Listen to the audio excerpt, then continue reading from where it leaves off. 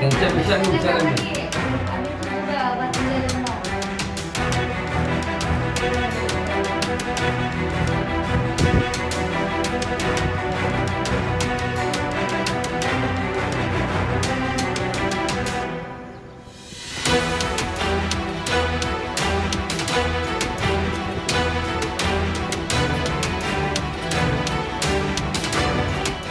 पत्रकार परिषद घेण्याचा उद्दिष्ट असा होता की जत तालुका हा दुष्काळी तालुका आहे. दुष्काळ तालुक्यामध्ये जी कणक पुसण्याचं काम आता सध्या इकडलं म्हैसाचं पाणी येणार होणार त्या अनुषंगाने समाधानकारकमध्ये आहे. पण अजून पाणी उशिरा आणि कोरड असेल अशी परिस्थिती आहे काही लोकांची आहे. पण अशाच परिस्थितीमध्ये पुन्हा एकदा वीज वितरणचा जो कारभार आहे गेले अनेक दिवस आपल्या मीडियाच्या माध्यमातून सातत्यपूर्वक आम्ही ऐकत होतो. पण कानाने ऐकावं आणि डोळ्याने बघावं ही परिस्थिती त्या ठिकाणची दिसते. पण अशी परिस्थिती आज माझ्यावरती आलेली आहे. माझ्यावरती एकट्यावरतीच न येता पूर्ण तालुक्यामध्ये अनेक लोकांच्यावरती हा प्रसंग निर्माण झालेला आहे. त्या घरामध्ये मी वास्तव्य करतो त्या घरामध्ये फॅन असेल, फ्रीज असेल, TV असेल किंवा आणि इत्यादी वस्तू असतील, मिक्सर असेल, याच्या व्यतिरिक्त आत्तापर्यंतच्या कालावधीमध्ये 2000, 1800, 2800च्या 3000 याच्या आतमध्ये बिल येत असताना आज जर पाहिलं गेल्या 2 महिन्यापूर्वी आम्हाला कुठली पूर्वकल्पना न देता घरातील मीटर बदललं गेलं आणि त्यानंतर मला पहिलं बिल बघितलं ते बिल आलं 17,270 रुपयेचं आणि आता दुसरं बिल आहे ते 16,590 रुपयेचं. मला सांगा असा 2 महिन्यामध्ये काय चमत्कार घडला की जे बिल पूर्वी काळामध्ये 3,000, 2800 किंवा कमी प्रमाणामध्ये बिल येत होतं. मग असा 2 महिन्यामध्ये काय चमत्कार घडला की एवढे बिल 16,000, 17,000 बिल जर येत असेल ही कुठली यंत्रणा आहे, कसली यंत्रणा आहे, या गोष्टीचं मला कोडं पडले. तर हा एकटा माझा जतचा किंवा माझा एकटाचा विषय नसून माझी सरकार मायबापाला विनंती आहे, वीज वितरणला विनंती आहे. आपल्याकडं तालुक्यामध्ये हा कारभार नाही चालत, हा जिथं चालतोय तिथं माझी विनंती आहे की अशा पद्धतीची लूट करू नका. हे कुठेतरी थांबवा. माणसं मरून जातील. ज्याचा पगार 8,000 आहे तरी 16,000 भरायचं कुठल्या अँगलने भरणार. आणि मी बिल भरायला तयार आहे. मी बिल भरून बोलतोय. पहिला मी 17,000चं बिल भरलोय आणि आता 16,000चं बिल पण भरणार आहे. माझं मीटर पण काढू नका. असं किती दिवस चालते मला बघायचंच आहे. राज्यामध्ये जर समजा अशा पद्धतीचं जर बिल कोणाला येत असेल, तालुक्यामध्ये अशा पद्धतीचं बिल कोणाला येत असेल, माझ्याकडे 12 महिन्याची नाही तर 24 महिन्याची बिलं मी काढून ठेवलेली आहेत.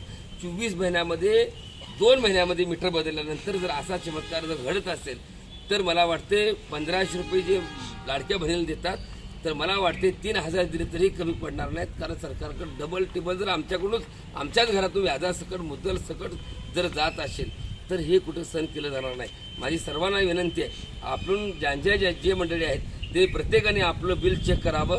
ज्यांनी मीटर बदलले त्यांनी चेक करावं आणि त्याचा पाठपुरावा करण्यासाठी कागदे एकत्रित करावी, संग्रहित करावेत आणि श्री संत बागडेबाबा मानवमित्र संघटनेकडे द्यावं आणि त्या अनुषंगाने पुढे जाईल.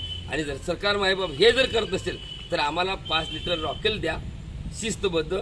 आम्ही 2 लिटर राखेल घरला वापरतो आणि 2 लिटर कमी पडत तर पितो आणि त्यालाच काढ लावून घेतो. अशी आमची मानसिकता या ठिकाणची आहे. ही मी सरकार मायबापांना विनंती करून सांगतो.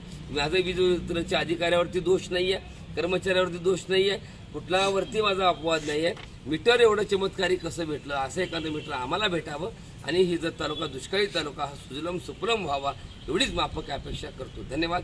जय बागडेबा. जर काम जर नाही झालं, याची सुधारणा जर येत्या 2 दिवसात नाही झाली तर श्री संत बागडेबा मानवमित्र संघटनेच्या वतीनं आंदोलनाचा इशारा ज्या पद्धतीने सरकार मायबाप करेल त्या जर करत नसेल तर वीज बोर्ड वितरण अधिकाऱ्याला मी आपल्या विनंतीद्वारे परत सांगतो. जर नाही झालं तर मग आंदोलनाचा इशारा या माध्यमातून देतो.